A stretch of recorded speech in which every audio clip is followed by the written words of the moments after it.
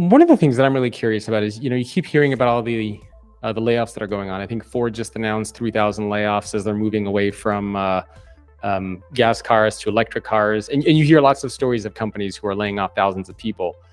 But at the same time, these organizations are hiring in other areas. I know one of the things that you were a big proponent of when you were CEO of Best Buy is not firing people and rehiring new people, but trying to transition the employees from one part of the business to the other. And part of me wonders if organizations today are just not doing a good job of that. Are you seeing companies just missing a big opportunity there? Well, it's, part of the revolution. We've seen, and I was just listening to an economics professor recently, we've seen labor, as we call it, as an input factor next to capital. Yeah. So we've seen the workforce as a means to an end. I think that this is very dangerous and poisonous and not effective. When I became CEO of Best Buy, a lot of people were telling me, cut. That's going to be your recipe for the turnaround. You have to close stores, fire a lot of people, as if people were the problem. I thought people would be part of the solution.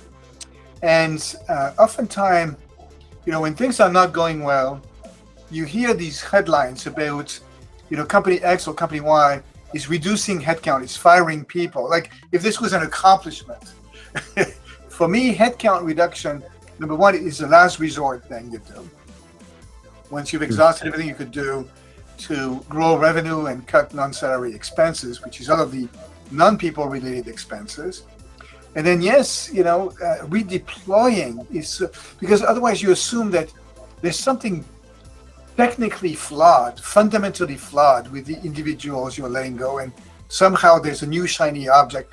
And we do need to recruit new talents, but if we can invest at a macro level and then at a micro level in the talent that we have and help them become, use their unique genius to become the best, most beautiful version of themselves, then that's a neat thing. And it's also a way to avoid, some of the tensions we have in society where, very much you have the haves and the have-nots and so forth. So, caring is part of what we need in leadership.